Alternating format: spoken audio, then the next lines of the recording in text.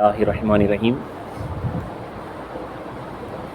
اب پڑھے انصاف نامے کا 11واں باب خدا تعالیٰ کے ذکر کے بیان میں، ذکر اللہ کے اوپر ہے۔ کل سے یہ نشست کا آغاز ہوا ہے، تو کل پہلی نشست میں اسلام کے چند فرامین صاحب انصاف نامہ بندگی ولی جی رضی اللہ عنہ نے لکھا۔ اس کے بعد انہوں نے ایک رسالہ مکیہ ہے، اوپر کے کسی بزرگ کا رسالہ ہے اسلام کے پہلے کے، اس سے جو ہے چند اقتباسات جو ہے اپنی اس کتاب میں حضرت جو ہے ڈالے ہیں۔ اصل کتاب تو عربی متن میں ہے، جس کتاب سے آپ یہ حوالے ڈالے ہیں اس کا ترجمہ جو ہے آپ کے سامنے پڑھا جا رہا ہے۔ اس کے بعد پھر جو ہے بعد میں نقلیات بھی ہیں، اور وہ کل اس رسالے کے آغاز میں جو آیت مبارکہ پڑھی گئی تھی، وَاذْكُرْ رَبَّكَ فِي نَفْسِكَ تَضَرُّعًا وَخِيفَةً وَدُونَ الْجَهْرِ مِنَ الْقَوْلِ بِالْغُدُوِّ وَالْآصَالِ وَلَا تَكُن مِنَ الْغَافِلِينَ۔ یہ جو ہے سورہ اعراف کی آیت ہے، آپ کو بولا تھا میں، اس کے اوپر تذکرہ ہوا تھا۔ بندگی میں رضا کو یہ فرمان ہے کہ اس آیت میں اللہ تعالیٰ نے پورا ذکر خفی کے اوپر جو ہے بیان کیا ہے۔ لا الہ الا اللہ کی جو ہے فضیلت جو ہمارے پاس جو ذکر ہے وہ لا الہ الا اللہ ہی کا ہے، جس کو مہدی موعود علیہ السلام کے حکم سے الا اللہ تو ہے لا الہ نہیں کے الفاظ میں جو ہے کیا جاتا ہے۔ تو چونکہ میں اسلام کے پہلے کے یہ بزرگ کے رسالے سے جو ہے اقتباس جو ہے ڈالا گیا ہے، اسی لیے انہوں لا الہ الا اللہ کی جو ہے فضیلت بیان کر رہے ہیں۔ تو آج کی نشست میں ایک دوسرا اسی میں کا چیپٹر جو ہے میں پڑھ رہا ہوں۔ حضرت لکھ رہے ہیں کہ مسلمان مردوں اور عورتوں پر اللہ تعالیٰ کا ذکر فرض دوام ہے، یعنی ہمیشہ کا فرض ہے۔ اللہ تعالیٰ کا قرآن مجید میں ارشاد ہے، بھلا وہ شخص جس کا سینہ کھول دیا اللہ نے اسلام کے لیے، پس وہ اپنے پروردگار کی جانب سے نور پر ہے، کہیں سخت دل کے برابر ہو سکتا ہے؟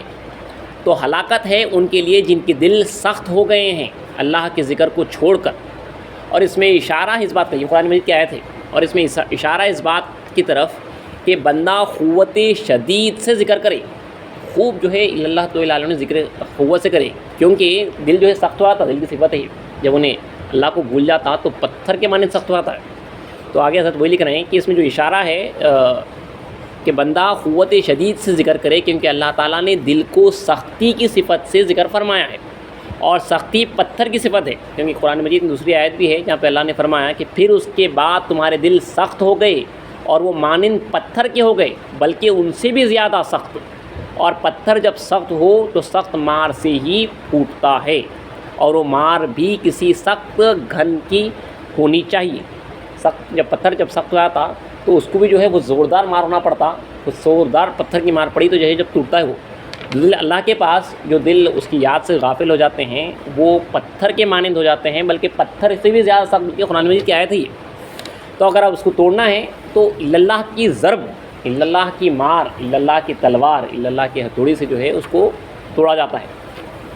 جیسا کہ فرمایا اللہ تعالیٰ نے قرآن مجید میں کہ جو آدمی ذکر خدا سے غافل ہو کر زندگی کرے تو ہم اس کے لیے شیطان مقرر کر دیتے ہیں، اور وہ اس کے ساتھ رہتا ہے۔ جو اللہ کو بھولتا ہے اس کے ساتھ ایک شیطان مقرر ہو جاتا ہے۔ رسول صلی اللہ علیہ وسلم نے بھی فرمایا ہے کہ فرمایا نبی کریم صلی اللہ علیہ وسلم نے، شیطان انسان کے دل پر اپنا سینہ رکھا ہوا ہوتا ہے، پس جب وہ اللہ کا ذکر کرتا ہے تو پیچھے ہٹ جاتا ہے اور منہ پھیر لیتا ہے، اور جب اس کا دل ذکر سے غافل ہوتا ہے تو اس میں اس کی آرزوؤں کو پیدا کرتا ہے۔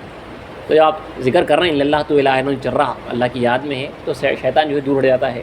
جیسے ہی دیکھتا انہیں بندہ اللہ سے غافل ہے، بھولا ہوا ہے، تو انہیں جو ہے اپنا سینہ انسان کے سینے سے لگا دیتا ہے، اور آرزوئیں جو اپنی جو خواہشیں پیدا ہو رہی ہیں وہ کہاں سے پیدا ہو رہی ہیں؟ کہ مطلب انسان کو چارہ بھی نہیں، خود بخود جو ہے جو خواہشیں اندر سے جو پیدا ہو رہی ہیں وہ خدا کو بھولنے کی جو ہے سزا ہے۔ شیطان جو ہے آرزویں اس کے اندر ڈالتے رہتا ہے، اس کا طریقہ یہ ہے۔ اب شیطان کو آپ کو مارنا ہے، وہ آرزو پیدا نہیں ہونا ہے، تو آپ ہمیشہ جو ہے اپنے دل کو جو ہے اللہ سے جوڑ کے رکھنا ہے۔ کل اسلام کا اہم فرمان بھی سنے ہیں اپن کہ طالب کے لیے کیا چیز فرض ہے۔ اسلام نے فرمایا عشق ہے۔ عشق کیسے حاصل ہوگا؟ اسلام نے فرمایا کہ دل کی توجہ ہمیشہ خدا کی طرف لگی رہے، کہ اس میں کوئی چیز مائل نہ ہو، پھر اس کو کیسا حاصل کر سکتے ہیں؟ اسلام نے وہ پورا اسٹیپ بائی اسٹیپ بتایا ہے۔ اب ایک فصل، ایک چھوٹا سا چیپٹر اس میں اسٹارٹ ہو رہا ہے، وہ آج پڑھ لے کے ختم کرتے ہیں۔ اسی کتاب سے ہے یہ بہت امپورٹنٹ ہے کہ یہ خاص طور پہ سالکین کے واسطے جو راستہ چل رہے ہیں، تو وہ کوئی اللہ تک پہنچنے کا جو راستہ چل رہے ہیں، فقراؤں کے واسطے جو بتایا، اس میں 4 چیزیں بتائے گئے ہیں۔ بہت اہم نقطہ ہے سالکین کے واسطے، عاشقین کے واسطے۔ تو حضرت لکھ رہے ہیں کہ تصدیق کے اوائل زمانے میں مبتدی کے واسطے، فقیر مبتدی طالب کے واسطے لا الہ الا اللہ کا قائل 4 چیزوں کا محتاج ہوتا ہے، 4 چیزیں ضروری ہے اللہ تک پہنچنے کے واسطے: تصدیق، تعظیم، حلاوت اور حرمت. پہلی تصدیق ہے، دوسری تعظیم ہے، تیسری حلاوت ہے اور چوتھی حرمت ہے. اب یہ 4 چیزیں کیا ہے بتایا گیا. دیکھیے یہاں پہ ہمیں احساس ہوتا ہے کہ ہم کدھر ہیں. جس کو تصدیق حاصل ہوتی ہے، پہلا سٹیج اب مبتدی ہے، اللہ تک پہنچنے سے پہلا سٹیج انہیں پہنچا اسٹارٹ کراؤں، پہلی سیڑھی ہے. جس کو تصدیق حاصل ہوتی ہے تو وہ لا الہ الا اللہ کہنے میں سچا ہوتا ہے اور سچے میں خود پسندی کا مادہ نہیں ہوتا. بس قائل کو چاہیے کہ لا الہ کہنے کے وقت اپنے وجود کی نفی کرے. یعنی میں نہیں ہوں نہیں کا جو ہے پورا احساس ہونا. ہوں نہیں مطلب میں نہیں ہوں نہیں اپنی وجود کی نفی کرے تاکہ اپنے قول میں سچا ہو. اور سالکین کے مذہب میں لا الہ کے معنی موجودات میں سے کوئی وجود نہیں ہے کہ ہیں. کل اشیاء کا تعلق قائل کے وجود سے ہوتا ہے. جب قائل اپنے وجود کی نفی کرے تو کسی شے کا اثر باقی نہیں رہے گا اور اسی کو تصدیق کہتے ہیں. اس کا تھوڑا سا ایکسپلینیشن کر دیتا ہوں. حضرت کہہ رہے ہیں سچا ہونے سے جو بتایا جا رہا ہے کہ تصدیق اسی کو حاصل ہو سکتی ہے جو اپنے قول میں سچا ہو. الا اللہ تو لا الہ نہیں بول رہا یا لا الہ الا اللہ بول رہا تو انہیں وہاں پہ سچا نہیں ہوا جب تک کہ انہیں اپنے وہ معنوں کے ساتھ جو ہے ذکر نہ کرا. تو حضرت یہ لکھ رہے ہیں کہ سالکین کے پاس عام جو ترجمہ ہے لا الہ کے مطلب نہیں ہے کوئی معبود. سالکین کے پاس لا الہ کے معنی نہیں ہے کوئی موجود کے ہیں، کوئی موجود ہی نہیں ہے. وہ اسٹیج پہ پہنچنا انہیں. تو یہ کب ہو سکتا اس کو نہیں ہے کوئی موجود بولتا مطلب میں بھی ہوں. انہیں بول رہا میں ہوں، زمین ہے یا آسمان ہے، فلاں ہے فلاں ہے فلاں ہے، اللہ بھی، اللہ جو ہے خدا ہے. یہ ایک عام آدمی لوگوں کا. اب انہیں سب کو ہٹانا ہے، صرف اللہ ہے بولنا ہے. نہ زمین ہے، نہ آسمان ہے، نہ فلاں ہے، نہ فلاں ہے، نہ فلاں ہے. ایسا اس کو جو ہے سب کو ہٹانا ہے تب انہیں جو ہے سچا ہوگا. خالی اللہ بول کے بولنا ہے یہ ممکن نہیں ہے کیونکہ کروڑوں اور وہ چیزیں ہیں. انہیں ایک کو ہٹائے گا تو اور ایک رہے گی، ایک کو ہٹائے گا تو اور ایک رہے گی. تو اس کا بیسٹ طریقہ یہ ہے کہ میں نہیں ہوں.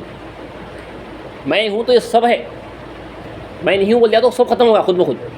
تو حضرت وہی بتائے ہیں کہ اس کا طریقہ یہی ہے سالکین کے پاس کہ اپنے وجود کی جو ہے نفی کر دیے تو تمام چیزیں ہٹ گئی. کیونکہ میں ہوں تو جو ہے میں پیدا ہوا، میں ہوں، میرا احساس ہے، تو میں جو ہے جب یہ دیکھ رہا ہوں سن رہا ہوں تو یہ سب چیزیں ہیں.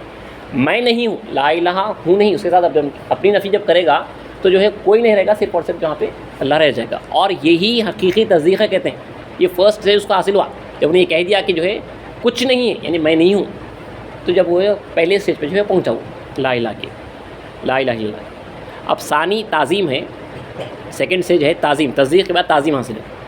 قائل پر واجب ہے کہ جب موجودات سے کوئی وجود نہیں ہے کہا، اب انہیں یہ بول دیا، نفی کر دیا پوری کہ کچھ نہیں ہے، جب بول دیا انہیں تو اس کے لازم ہے کہ حق کو ثابت کرے. اب کون ہے تو اللہ ہے بولنا انہیں. جب کوئی نہیں ہے تو اللہ ہے ثابت کرنا انہیں. اسی کو جو ہے تاکہ اس کی تعظیم ہو. اللہ کی اب تعظیم کس طرح سے ہوگی بتایا جا رہا. دیکھیے آپ لا الہ الا اللہ جب کہہ رہے ہیں تو نہیں ہے کوئی نہیں ہے، صرف اللہ تو ہے جب بول رہے ہیں، جب وہ حقیقی جو ہے اس کی تعظیم ہوگی وہاں پہ. جیسا کہ اللہ تعالیٰ نے اپنے قول کل شیء خالق الا وجہ، یعنی اللہ نے فرمایا کہ ہر شے ہلاک ہونے والی ہے، ختم ہونے والی ہے سوائے اس کی ذات کے. اس میں اللہ نے اپنی تعظیم کا اظہار فرمایا ہے کیونکہ کل کو یعنی ہر چیز کو فانی سمجھنے کے بعد حق کو ثابت سمجھنا حق کی تعظیم کرنا ہے. اللہ کی تعظیم یہ ہے کہ کچھ نہیں ہے، صرف اور صرف اللہ کی ذات ہے. یہ سیکنڈ اسٹیج ہے، یہ اس کو جو ہے تعظیم حاصل ہوگی. ثالث یعنی تیسرا حلاوت ہے. اب اس کو مذاق کب آئے گا دیکھیے. اس کے بعد حلاوت کا جو لیول ہے، تھرڈ لیول، جب قائل ما سوا اللہ کی نفی کرے اور حق کو ثابت کرے، یعنی اب کوئی نہیں ہے بلکہ بول دیا اور صرف اللہ ہے بلکہ جو ہے اس نے اقرار کر لیا اللہ کی ذات موجود ہے. تو اس کو واجب ہے کہ اب یقین کرے کہ اس سے خود وہی متکلم ہوتا ہے، انہیں بات کر رہا. یہ بھی کہا گیا ہے کہ مذکور میں یعنی ذکر کرنے والا میں ذاکر ہوں اور جس کا ذکر کر رہا ہوں وہ مذکور ہے، اللہ کی ذات ہے مذکور. اور یہ بھی کہا گیا ہے کہ مذکور میں یعنی اللہ میں جب ذاکر اپنی نفی کر دے تو بجائے ذاکر کے مذکور ہی رہ جائے. ذاکر نہیں رہنا، مذکور ہی رہ جانا. اسلام جو بول رہے ہیں کہ جب تک کہ تمہارا گوشت اور بال اللہ نہ ہوگا، اللہ کو نہ دکھیں گے، میں رہنا ہی نہیں، ختم ہو جانا پہ. اور خدا کو دیکھا اسلام کا فرمان جو ہے بالکل صاف یہی ہے. تو بجائے ذاکر کے مذکور ہی رہ جائے گا. اور جب یہ حالت حاصل ہوگی تو قائل کو حلاوت ملے گی. جیسا کہ چاہیے. یہ تھرڈ لیول اس کو جو ہے اس وقت پہ جو ہے حاصل ہوگا جب اپنے آپ میں ذرے ذرے میں جو ہے انہیں اللہ کو دیکھے گا تو اس کو حلاوت حاصل ہوگی. رابع یعنی چوتھا جو سٹیج ہے وہ حرمت ہے.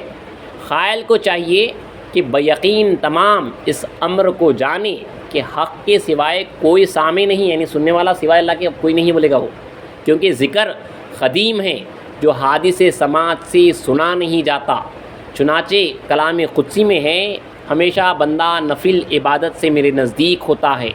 یعنی اللہ میاں قرآن مجید یہ حدیث قدسی میں فرما رہا کہ بندہ جو ہے کثرت سے نفل عبادت کرتا جس سے جو ہے میں اس کے قریب ہو جاتا ہوں. یہاں نفل عبادت کی جو معنی ہیں وہ خالص بندگی کے ہیں، حتیٰ کہ اللہ میں کہہ رہا ہے کہ میں اس کے کان، اس کی آنکھ، اس کی زبان، اس کا ہاتھ یا پاؤں بن جاتا ہوں. جس کو یہ بات حاصل ہو جائے تو وہ حرمت کی حفاظت کر سکتا ہے. یعنی اس کی آنکھ اللہ کی آنکھ بن جانا، اس کے کان اللہ کے کان بن جانا، اس کی زبان اللہ کی زبان بن جانا.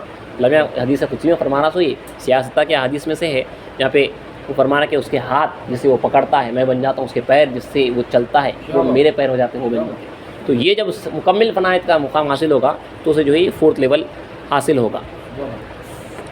اور آگے اور جس کو تصدیق نہ ہو، مطلب پہلا اسٹیج جس کو حاصل نہیں ہوا، مطلب انہیں کوئی موجود نہیں ہے بلکہ جب تک انہیں نہیں پہنچا انہیں پہلے اسٹیج پہ تو کہہ رہے ہیں کیجیے وہ منافق ہے.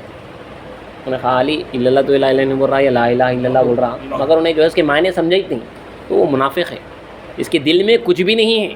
اور یہ آیت قرآن مجید کی سورہ بقرہ میں شروعات میں اللہ نے کہہ رہا ہے کہ وَمِنَ النَّاسِ مَن يَقُولُ آمَنَّا بِاللَّهِ وَبِالْيَوْمِ الْآخِرِ وَمَا هُم بِمُؤْمِنِينَ. یعنی اللہ قرآن مجید میں فرما رہا ہے کہ اور لوگوں میں سے ایسے ہیں جو کہتے ہیں ہم ایمان لائے اللہ پر اور آخرت پر، وَمَا هُم بِمُؤْمِنِينَ، مگر اللہ میں ہو رہا اللہ مومن نہیں ہے، ایمان والے نہیں ہے کے بول دے رہا.